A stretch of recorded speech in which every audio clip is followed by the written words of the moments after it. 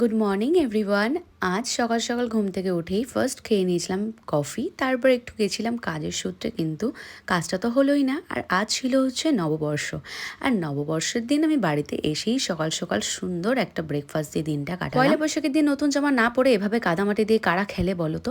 তারপরে আমি ভাইকে ডেকেছিলাম, কারণ পয়লা বৈশাখের জন্য কিছু কুর্তি কিনতে যাব, কারণ এবছর আমি কিচ্ছু কিনি। কেনাকাটা করে বাড়িতে এসেই মার হাতের মাটন কষা দিয়ে গরম গরম ভাত খেলাম, তারপরে সুন্দর করে সাজুগুজু করে রেডি হয়ে বেরালাম। ট্রেনে তো একটা কাকুর সাথে আমার প্রতিদিনই দেখা হয়, আর আমার দেখা হলেই আমাকে এই চাটনিগুলো দেয়, আর চাটনিগুলো খেতে না অনেক ভালো লাগে। যেহেতু নিজের জন্য কারোর জন্য কোনো কিছু কেনা হয়নি, আর তার জন্য আমি সোজা চলে গেছিলাম জুডিওতে সবার জন্য কিনবো। আর পয়লা বৈশাখের দিন আমি এই কুর্তিটা কিনেছি, কেমন হয়েছে অবশ্যই তোমরা বলতে পারো। পয়লা বৈশাখের দিন আমার কেনাকাটা আর খাওয়া দাওয়ার মধ্যে থেকেই গেছে। আর সন্ধ্যাবেলা আমি বসে পড়েছিলাম ফিশ ফ্রাই নিয়ে, আর ফিশ ফ্রাইটা দারুণ ছিল খেতে।